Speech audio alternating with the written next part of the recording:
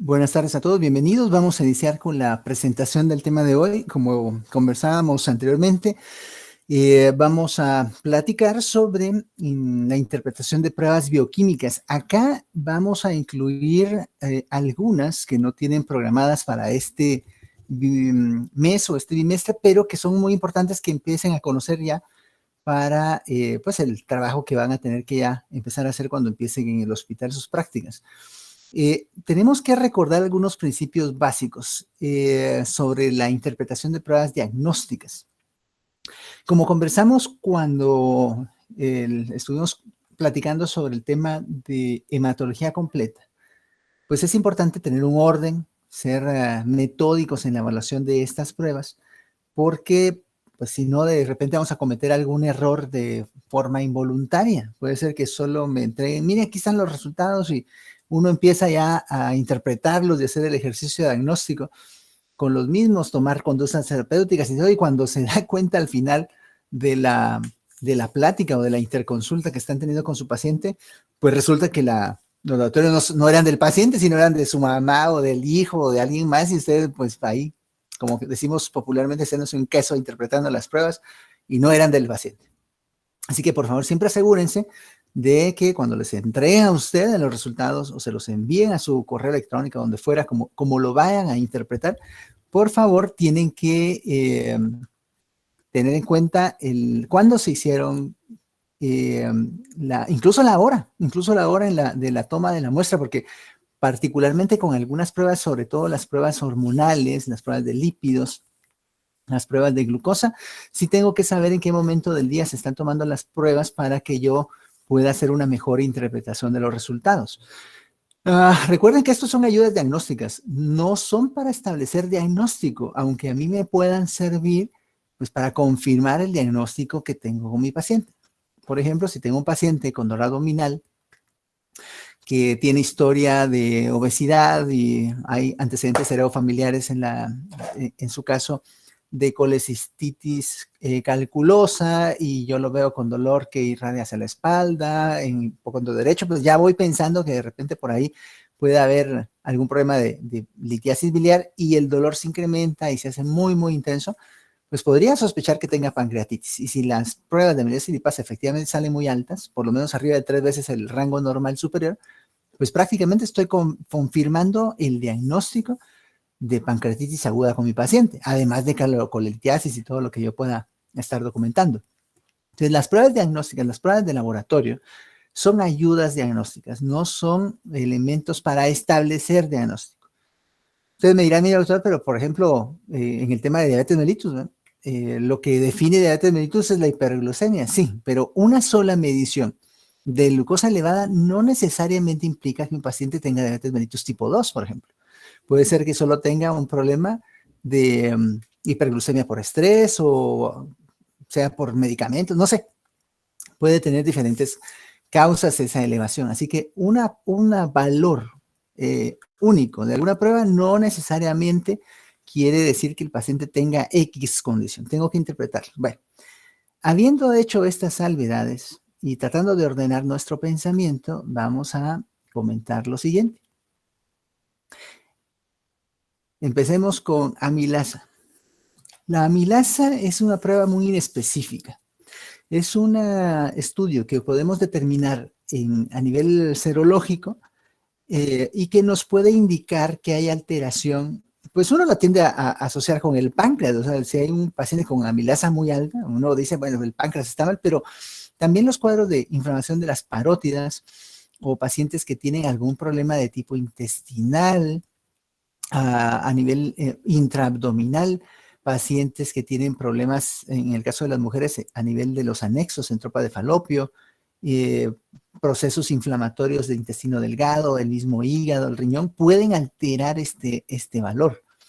Los rangos de referencia de cualquiera de las pruebas que vamos a discutir hoy son bastante amplios, o pueden ser bastante variables, también no siempre aplican igual a todos los laboratorios, y por lo mismo, ahí sí, van a tener que tomar en cuenta el resultado, el valor del rango de referencia que les da el laboratorio de donde están obteniendo la muestra. salvo en unas excepciones que vamos a comentar. ¿Cuál es la principal utilidad clínica de la determinación de milasa? Pues es útil en casos en los que estoy sospechando que mi paciente tenga pancreatitis aguda. En ese caso es muy útil. También puede alterarse en pacientes que tienen problemas de tipo metabólico. Por ejemplo, si tienen cetoacidosis diabética y están muy deshidratados, también se tiende a elevar. Entonces, no siempre un paciente con dolor abdominal que tenga milasa elevada va a tener pancreatitis. Hay que interpretar su cuadro clínico y su historia para saber hacia dónde dirigir nuestro arsenal diagnóstico. Pero si se incrementa, debo sospecharlo o debo confirmar una pancreatitis. Puede estar elevada también en casos de obstrucción intestinal. También es importante. Otra prueba que es importante desde el punto de vista bioquímico son las pruebas hepáticas, y dentro de esas pruebas hepáticas, las famosas bilirrubinas. La bilirrubina es un pigmento, es un producto del metabolismo de la fracción hemo de los glóbulos rojos de la sangre, que pues se libera cuando el eritrocito se destruye.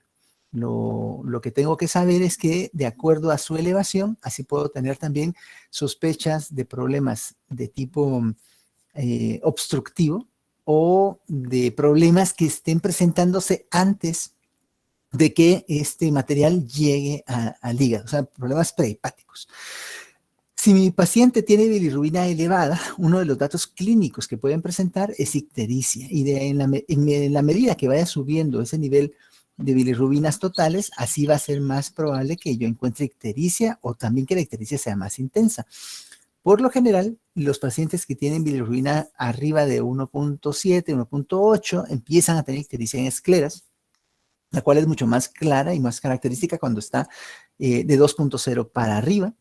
Y progresivamente, en la medida que va incrementando, pues la ictericia ya se va presentando de forma más generalizada en el resto del cuerpo. Entonces yo puedo encontrar un paciente totalmente ictérico, ya con un nivel de bilirrubina total arriba de 6, de 8. Y si yo lo encuentro ictérico, el patrón, el tipo de patrón de elevación de la bilirrubina, ya sea conjugada o no conjugada, va a sugerirme cuál es el posible origen. En el caso de pacientes que tengan bilirrubina total elevada, pero que su principal componente sea elevación de la bilirrubina directa o conjugada, es como causa generalmente son problemas de tipo obstructivo. Problemas en los cuales voy a tener alguna alteración en la secreción de la bilis de mi paciente. ¿Qué tipo de problemas? Por lo general son problemas de coledocolitiasis, colelitiasis, algún problema de tipo anatómico en vías biliares que dificulta el drenaje de la bilis y que está, por lo tanto, produciendo un patrón de elevación de la bilirrubina de tipo obstructivo, llamamos. Los pacientes que tienen la bilirrubina total elevada, que están ictéricos y que además están presentando una elevación principalmente determinada por la bilirrubina indirecta o no conjugada, en esos casos debo pensar que existe algún proceso de tipo prehepático, o sea, algo que está antes de que llegue ese material al hígado, y en los cuales pues yo puedo obtener como principal sospecha enfermedad hemolítica. O sea, una hemólisis puede incrementar la cantidad de material que está llegando al hígado y que pues el aparato que se encarga de metabolizarlo no es suficiente y empieza a elevarse pues la bilirrubina indirecta. En estos casos puede haber también pacientes recién nacidos con ictericia neonatal. En ellos también puede elevarse principalmente la bilirrubina indirecta. Hay una condición benigna en los cuales los pacientes tienen una ligera elevación de la bilirrubina total con un predominio también ligero de la bilirrubina indirecta, que son los pacientes que tienen el síndrome de Gilbert.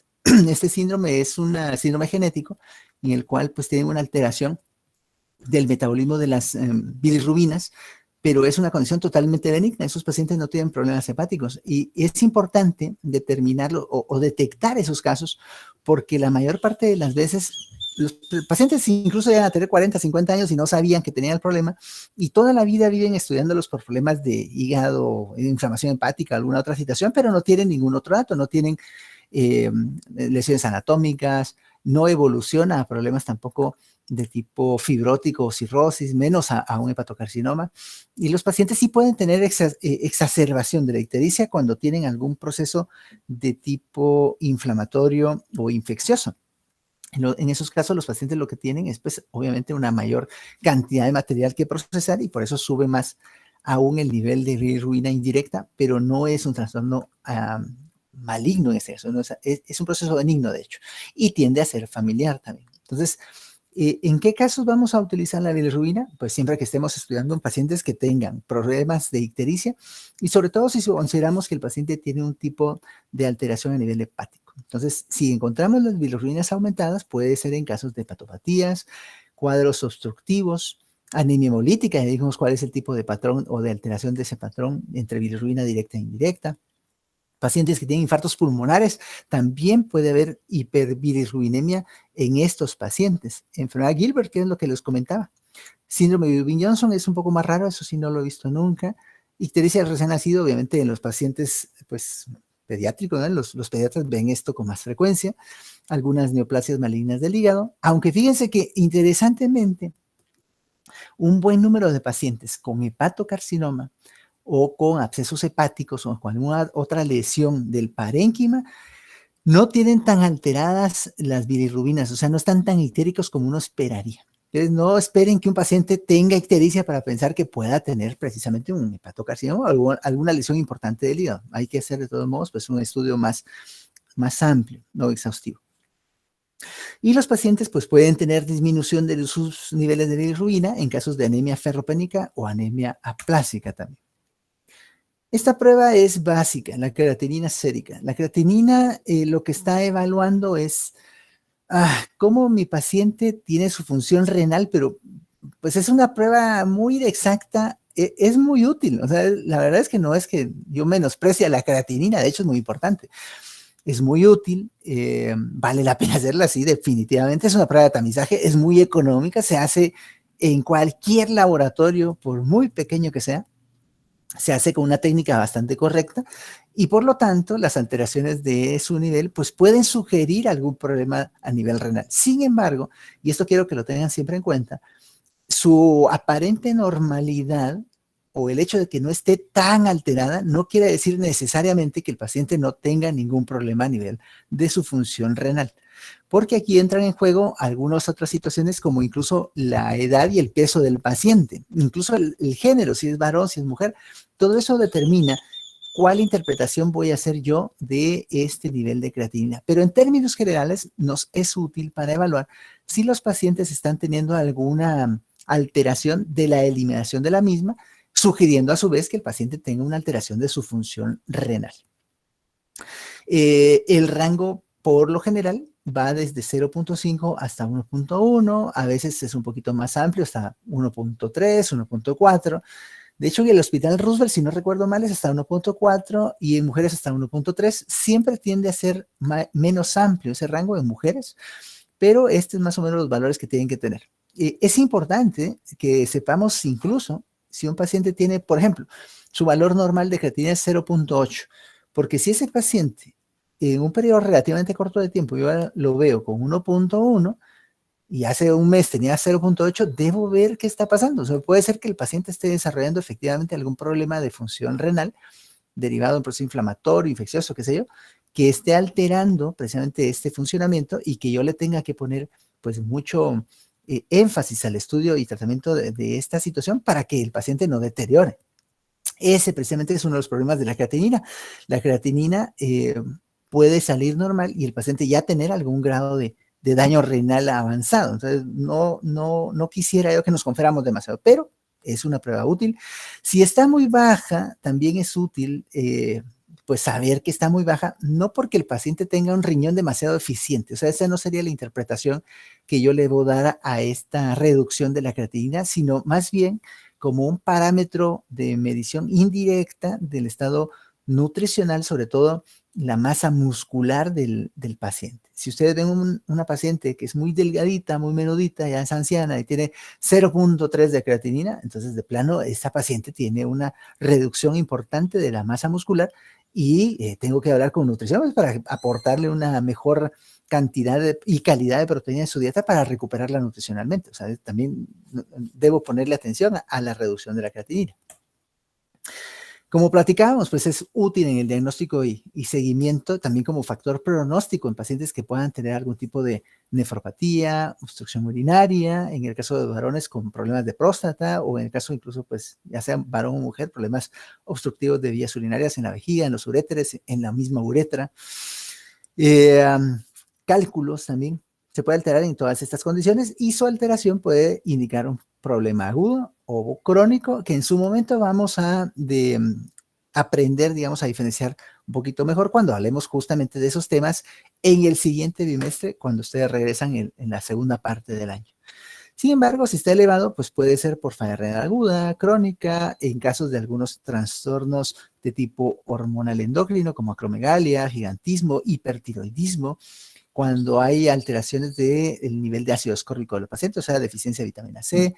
Algunos medicamentos pueden alterarla también. Aquí mencionan algunos como la alfa-metildopa y la levodopa, pero cualquier medicamento que pueda interferir, ya sea con el aporte del flujo sanguíneo a nivel del glomérulo, como también pueda producir una nefrotoxicidad directa, podría alterar la creatinina. Aquí el ejemplo que viene a la mente siempre son los famosos aminoglucósidos, ¿no? Que cada vez los usamos menos, pero que se siguen utilizando en algunos contextos de infección. Pero hay otros antibióticos y otras sustancias, algunos otros medicamentos que también pueden dar nefrotoxicidad. Por ejemplo, los famosos antiinflamatorios no esteroideos, ¿no? Eso es de uso muy común y es algo que hay que tratar de evitar en un paciente que ya sabemos que pueda tener alguna predisposición a tener daño renal. Y tiende a estar reducida la creatinina en pacientes que mencionaban, ¿eh? Lo de la masa muscular, en pacientes con caquexia o pacientes con embarazo. La glucosa. Este es el pan nuestro de cada uno. La glucosa la vemos de diario. O sea, cualquier paciente les va a enseñar un resultado de glucosa. Y aquí yo quisiera hacer una reflexión en cuanto a la diferencia o a la relevancia de la alteración de una glucosa sérica de una glucometría capilar. Yo no puedo establecer diagnóstico de diabetes o ninguna alteración importante del metabolismo de la glucosa con un glucómetro. Ahora bien, el glucómetro es muy barato, se hace en cualquier lugar, no requiere una preparación particular, lo puede hacer cualquier persona que se le enseñe a hacer un piquete, pues, y poner ahí la muestra de sangre capilar. O sea, no requiere una gran preparación. Es un estudio útil, pues la glucometría es un estudio útil, la glucometría capilar. Útil para el monitoreo de un paciente que está en estado crítico, útil para un paciente que estamos empezando a darle tratamiento, útil para descartar que un paciente que se siente mal, agitado, pálido, tenga hipoglucemia o hiperglucemia. O sea, es muy útil, es muy práctico, lo puede tener cualquiera en la casa. Pero si un paciente tiene duda, o yo como médico tengo duda de si ese paciente tiene o no diabetes, yo no puedo basar mi diagnóstico, a menos que ya supiera que tiene diabetes, no puedo basar mi diagnóstico en un glucómetro, ¿sí? Ahora, si se lo hicieron y salió alterado y tiene 500, pues de plano, cuando le dan la glucosa sérica va a salir en más de 300, pues, o sea, no va a haber duda.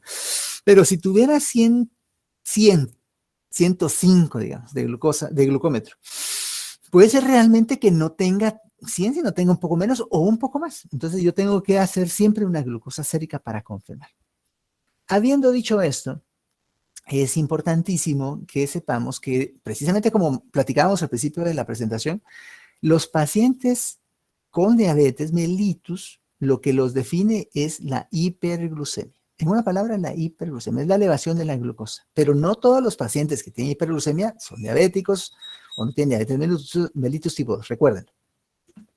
¿Cuánto es lo normal? En ayunas, mi paciente tiene que estar entre 70 y 100. O sea, aquí hasta 100 ya yo lo considero anormal, de hecho. O sea, tiene que estar entre 70 y 99. Si está entre 100 y 125, el paciente lo que tiene es una glucosa alterada en ayunas. Así le llamamos a esa situación. Entonces, si se midió y tenía 108, y le dicen, no, pero me dijeron que estaba bien porque estaba en el rango normal. Por cierto, la mayor parte de los laboratorios, incluso creo que el Rutgers, si no mal recuerdo, dan como normal en ayunas hasta 110, pero si un paciente tiene 105, tiene 104, ya ese paciente ya tiene una glucosa alterada en ayunas. Pónganle ojo a eso, por favor. Si el paciente tuviera después de una prueba de tolerancia a la glucosa con 75 gramos, o tuviera 2 horas después de haber tenido un desayuno, pues, adecuadamente fuerte, con mucho carbohidrato y todo, y tuviera más de 140, pero menos de 200, yo podría sospechar que tenga intolerancia a la glucosa. Pero defino que tiene diabetes mellitus si mi paciente tiene en ayunas una glucosa sérica de 126 para arriba, o si tiene 200 o más en una prueba de tolerancia a la glucosa de 75 gramos, o si tiene en cualquier momento medido al azar de 200 para arriba y tiene algún síntoma o signo que sugiera que tenga diabetes. En su momento vamos a volver a recordar estos parámetros cuando hablemos de diabetes mellitus al final del segundo mes de este primer bimestre que van a estar con nosotros. Pero bueno, el diagnóstico principal o la utilidad clínica principal es esta: diagnóstico y seguimiento de anormalidades en el metabolismo de los carbohidratos de los pacientes. Y pues obviamente lo debo de medir, o si está alterado debo de pensar que pueda tener diabetes mi paciente, diabetes mellitus. Pero también puede estar reducido en pacientes que tengan casos de exceso de insulina, los famosos insulinomas, que no son tan frecuentes, pero pueden existir, enfermedad de Addison, o sea, insuficiencia suprarrenal primaria, casos de mixedema o hipotiroidismo, falla hepática, malabsorción, pancreatitis. Todas estas situaciones pueden inducir que el paciente tenga reducción o hipoglucemia. Pero vean acá, interesante, los pacientes que están solo predispuestos o que están iniciando con diabetes mellitus podrían también cursar con hipoglucemia. No siempre van a presentar hiperglucemia en un inicio. Lo que van a tener es manifestaciones de mal manejo o de dificultad para el manejo de sus niveles de glucosa circulante. Pero vean, en el caso de que aumenta, obviamente la principal causa es diabetes mellitus, pero puede haber pacientes que tengan algunas condiciones de tipo endocrinológico, como por ejemplo feocromocitomas, casos de hipertiroidismo, síndrome de Cushing, y en esos casos los pacientes sí tienen diabetes, pero es una diabetes endocrino dependiente, es decir, dependiente de estas alteraciones de tipo hormonal, lesiones cerebrales, algunos cuadros de patopatía también, síndrome nefrótico. Estos pacientes pueden tener hiperglucemia y cuando mejoran su condición renal, pues pueden ya normalizarse. E incluso en el contexto actual, pues es inevitable hablarse siempre un poco de COVID, ¿no? Los pacientes con COVID pueden tener hiperglucemia, ya sea por la infección, por la inflamación o por los tratamientos que se están utilizando para sus condiciones, sobre todo si son graves o complicadas. Y después de que mejoran y cuando se les puede reducir esos medicamentos, generalmente vuelven a ser normoglucémicos, pero se pueden alterar o elevar muchísimo su glucosa en el contexto más agudo de su condición. Entonces, eso hay que tomarlo en cuenta también. Perfecto. La famosa lipasa. La lipasa es otra de las pruebas que tenemos, digamos, asociadas a evaluación del páncreas. Y efectivamente es una prueba más específica, no tan sensible como la amilasa, pero es más específica. Y que si el paciente tiene una clínica que sugiera pancreatitis con dolor abdominal, que inicia en el epigastro, que se irradia en bandas hacia la espalda, que se localiza hacia la izquierda, no tolera alimentos o incrementa el dolor con los alimentos, y le mido lipasa y las están muy altas, pues de plano ya confirmé mi diagnóstico de pancreatitis aguda. Sin embargo, y aunque su asociación con pancreatitis, como mencionamos, es la principal, hay pacientes que pueden tener elevación de la lipasa por algunas isoformas, sobre todo la lipasa intestinal. Entonces, pacientes que tengan obstrucción del tracto gastrointestinal, trombosis o infarto mesentérico, que tengan también alguna situación como embarazo ectópico roto, también eso puede elevar la lipasa. Y lo interesante en este caso del embarazo ectópico roto es que son pacientes con mucho dolor abdominal, o sea, se presentan por eso, porque les duele mucho el abdomen, tienen un abdomen muy tenso, incluso a veces es un abdomen agudo que hay que llevar a cirugía, y lo que tenían no era una pancreatitis, sino era un embarazo ectópico roto. Entonces hay que sospecharlo de acuerdo a las características de la paciente, sobre todo siempre recordar pues que hay que preguntar sus antecedentes de situaciones de tipo menstrual y ver si ha dejado de menstruar o algo para ir orientando el diagnóstico. También se puede elevar en pacientes con carcinoma bronquial, pacientes que se intoxican con etanol, o sea, que están tomando mucho licor. También podría elevarse la lipasa, no necesariamente porque tengan pancreatitis. O en pacientes que están recuperándose de una cirugía abdominal. En estos casos puede, pues, también estar elevada la lipasa. Cuando digo que la lipasa es significativa o que su alteración es significativa. Por lo general, y esto aplica casi a todas las pruebas bioquímicas, siempre decimos que es significativamente elevado cuando está por encima de 3 veces el nivel mayor normal. Entonces, si un paciente tiene como límite normal el laboratorio hasta 190 y el paciente viene con más de 600 de lipasa, pues definitivamente no hay duda de que tiene pancreatitis. Hay otros casos en que ese criterio no se cumple. Puede ser que el paciente tenga dolor, un cuadro muy sugestivo y solo tenga, por poner un ejemplo, 250 de lipasa. De hecho, hace una semana con el grupo anterior estábamos viendo precisamente un caso así que presentó el grupo del doctor eh, José Pablo Velázquez, en el cual la elevación de la lipasa no era tan marcada, pero el cuadro clínico sugería fuertemente esta posibilidad, y lo que había pasado con ese paciente es que efectivamente sí tuvo pancreatitis, pero fue de origen biliar, y lo que pasó, o lo que sucedió es que un pequeño lito logró atravesar todo el colédoco y produjo una obstrucción parcial y temporal del conducto común, que hizo que se elevaran las pruebas de funcionamiento pancreático, o sea, la amilasa lipasa, y que tuviera dolor de origen pancreático también el paciente, pero su problema era biliar. Entonces, también eso hay que tomarlo en cuenta, no sé, no hay que ser tan tajante, pero por lo general, cuando el paciente tiene elevación importante de la lipasa y amilasa, y en el contexto clínico adecuado, pues lo que vamos a diagnosticar aquí es pancreatitis aguda. El nitrógeno de urea o la urea también es importante en cuanto a evaluación de función renal. En este caso, la urea pues, lo que nos sirve para evaluar es cómo se están metabolizando las proteínas del paciente. No solamente pues, nos va a servir para ver, como dice aquí, la función renal de los pacientes, porque pues, se va a aumentar cuando hay falla renal y cualquier situación que altere la función renal, sino que también puede sugerir qué tan buena es la ingesta de proteínas, el balance proteico de este paciente en cuanto a su alimentación.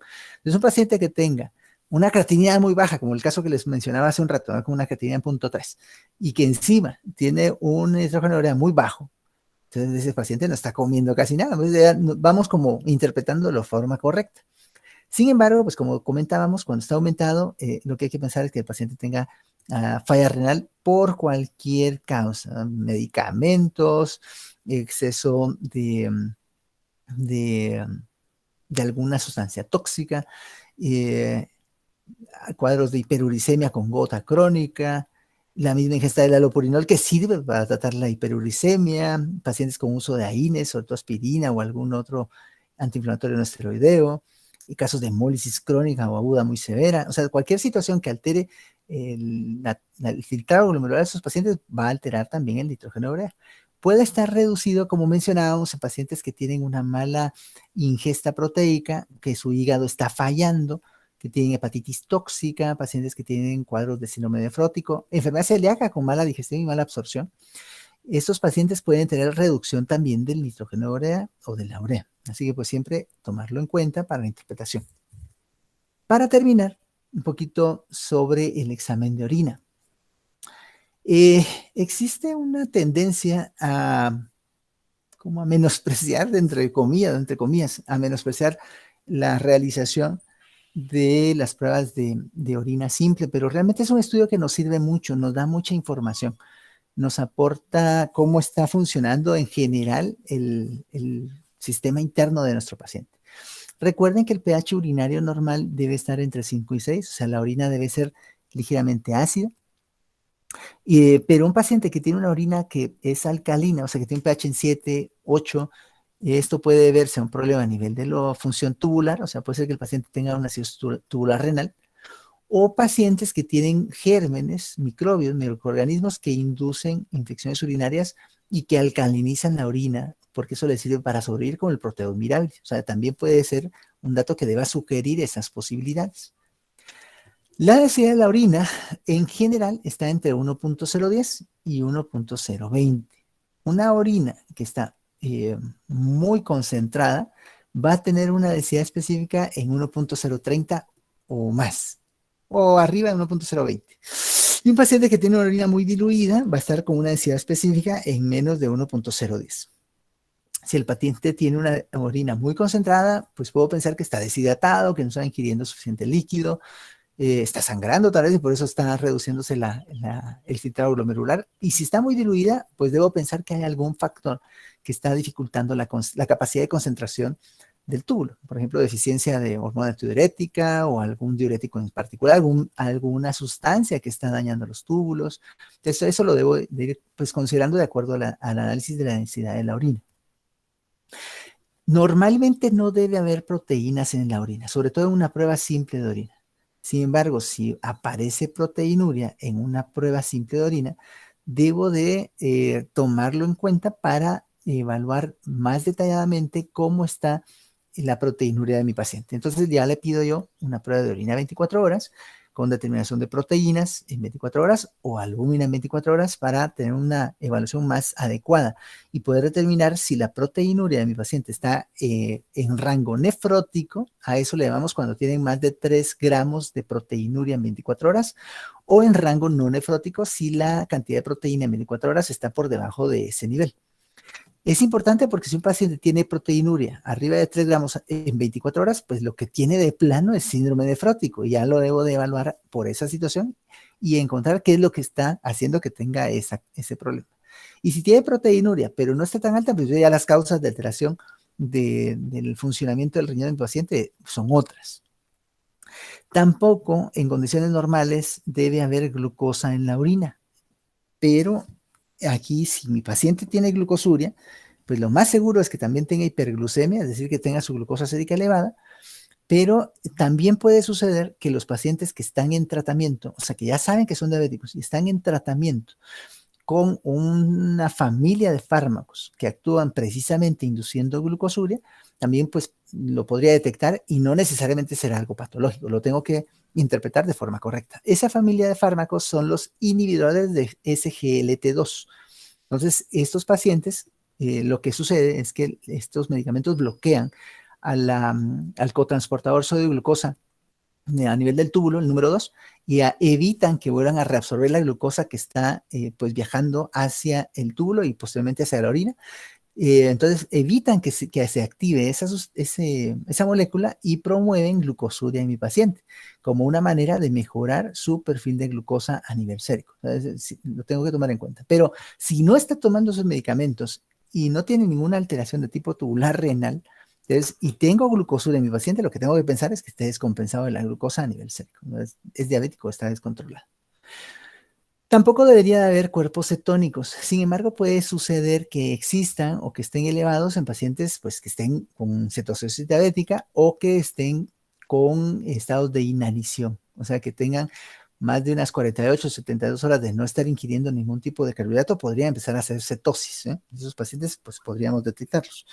Pero si mi paciente tiene hiperglucemia, está muy deshidratado, está con 300, 400 de glucosa, y le encuentro cuerpos cetónicos marcadamente elevados en la orina, pues tengo que considerar que está cursando con cetoacidosis diabética y tratarlo de esa forma.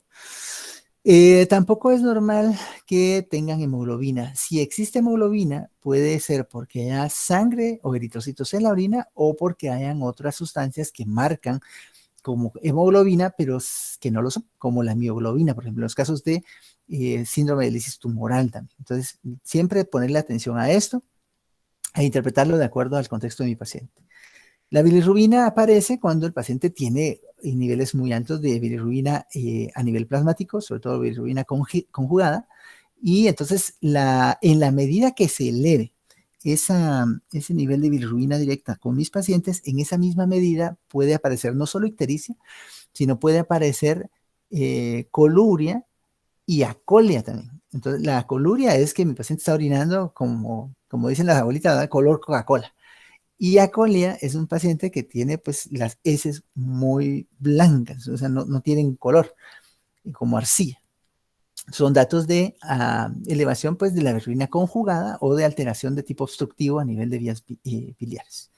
El urobilinógeno puede suceder o puede aparecer en pacientes que tengan condiciones de ictericia por anemia hemolítica, por ejemplo. Esto nos puede ir ayudando también en la orina, incluso a ir diferenciando las diferentes causas de ictericia del paciente. Se eleva más a nivel de la orina la presencia de bilirrubinas que la de urobilinógeno y en anemias hemolíticas la de urobilinógeno más que de la de bilirrubina. El sedimento es algo que cuando hablemos de falla renal, sobre todo la aguda, vamos a entrar como en más detalle porque es muy importante, pero la orina podría contener algunas pequeñas, muy pequeñas cantidades de eritrocitos, leucocitos, cilindros, pero realmente no debería haber, por ejemplo, si es de eritrocitos, no debería haber más de uno, dos, tres eritrocitos por campo, igual con leucocitos, no debería haber más de uno o dos. Si existen más de esos niveles, ya debemos considerar que hay alteración a nivel del sedimento urinario, y de acuerdo al nivel de alteración y el tipo de alteración, ir considerando qué posibilidades pueden estar sucediendo. Si hay muchos leucocitos, si hay cilindros leucocitarios, debo pensar que hay infección del tracto urinario o que puedan existir condiciones de tipo inflamatorio a nivel del glomérulo, es decir, glomerulonefritis o casos de nefritis intersticiales, que pueden ser alérgicas o no alérgicas, pero que pueden inducir presencia de cilindros leucocitarios a nivel del sedimento urinario o leucocituria. Como comentábamos acá, de acuerdo al tipo de cilindro, así puedo ir pensando yo también en qué tipo de alteración puedo o debo considerar. Si hay cilindros de alinos, generalmente esto lo que quiere decir es que mi paciente tiene un problema más de tipo epitelial. Se da con frecuencia en pacientes que hacen demasiado ejercicio, que están deshidratados, que tienen mucha fiebre, o pacientes que están usando diuréticos. Eh, Igual, cilindros epiteliales, ¿no? Cuando estos empiezan a surgir o aparecen, debo considerar que haya daño a nivel del túbulo, o sea, en la parte distal de la nefrona, o en algunos casos en situaciones de tipo agudo a nivel glomerular, pero que afecten el túbulo también. Si son cilindros granulosos, aquí ya la consideración debe ser que el problema está un poquito más arriba en la nefrona, es decir, ya, digamos, o puede haber necrosis tubular aguda, pero también a nivel del glomérulo. Pueden empezar a uno a sospechar que puede haber daño dentro de la estructura del glomérulo. Cilindros hemáticos. Siempre si existen cilindros hemáticos hay que pensar que pues obviamente están conformados por glóbulos rojos y esto me debe hacer pensar en daño a nivel del parénquima renal, sobre todo en casos de nefritis intersticial aguda. Si son cilindros de leucocitos, como comentábamos hace un rato, pues puedo considerar esta presencia como indicativo de pielonefritis aguda, pues, generalmente de tipo infeccioso, o infecciones de tracto urinario bajo. Y cilindros de grasa, pues ocasionalmente se pueden ver en algunos casos de pacientes con glomerulonefritis, pero no es tan frecuente encontrarlos. Y sí puede suceder cuando hay pacientes con síndrome nefrótico. Cilindros serios, acá, no serios, sino serios, estos pacientes pueden tener ya nefropatías de larga evolución o pacientes que tengan acumulación de algunas sustancias y que se den en el contexto de falla renal aguda. La presencia de cristales en la orina también puede sugerir que si eventualmente el paciente está teniendo infecciones urinarias recurrentes o tiene cuadros de litiasis urinaria también recurrente, que estén conformados esos casos o esos litos o esta predisposición de algún tipo de cristal en particular. Los casos más frecuentes o los cristales más frecuentes de encontrar son los cristales de fosfatos amorfos y de hecho muchas veces no son, digamos, hallazgos muy significativos. Pueden suceder incluso en pacientes que están pues un poquito mal hidratados, digamos, no deshidratados severamente, pero que no hayan tomado suficiente agua pura, podría ser que presenten cristales de fosfatos amorfos sin ningún otro tipo de alteración. Pero si ustedes ya ven pacientes con cristales de ácido úrico, uratos, y el paciente tiene ácido úrico elevado en sangre y está con dolores articulares, entonces ya esto podría estar relacionado con este tipo de situación clínica. En algunos otros casos también pueden suceder o aparecer cristales de oxalato de calcio, pero si el paciente tiene historia de urolitiasis, si ustedes ven que tiene exceso de cristales de oxalato, pueden sospechar que tenga una condición que se llama hiperoxaluria también, y eso es pues algo que requiere una dieta especial y algunas recomendaciones particulares para evitar cuadros de urolitiasis recurrente e infecciones urinarias recurrentes también. En algunos casos vale la pena hacer frotes de Gram o alguna tinción especial de la orina para ir detectando algún tipo de patógeno, sobre todo en casos de infecciones urinarias de difícil manejo, difícil tratamiento o recurrentes. Recordemos entonces, para terminar, que las pruebas de laboratorio son, como decíamos al principio, solamente ayudas diagnósticas, o sea, no me deben establecer a mí el diagnóstico de nada. Lo que hacen es confirmar lo que yo estoy pensando o descartar lo que estoy pensando que mi paciente pueda tener. Y también esto es bien importante. Recuerden que no tratamos resultados de laboratorio, sino tratamos pacientes. Por eso muchas veces a mí, de repente se me han maltratado en el hospital ahí cuando me encuentran en el pasillo y una enfermera o alguien dice, ay, doctor, mire mis exámenes o los de mi suegro, no sé qué. Entonces, mire, por favor, traiga a su paciente o venga a la clínica ¿no? para poderla revisar y entonces ya podemos hacer una interpretación correcta de los resultados. No solo es de leer una hoja, ¿no? Mire, es que está alto aquí y está abajo por allá. Hay que interpretar esos resultados de acuerdo al contexto clínico del paciente, su historia, su condición actual, y de acuerdo a eso establecer qué es lo que vamos a hacer para tratarlo de forma correcta. Perfecto. Vamos a detener ahora la grabación.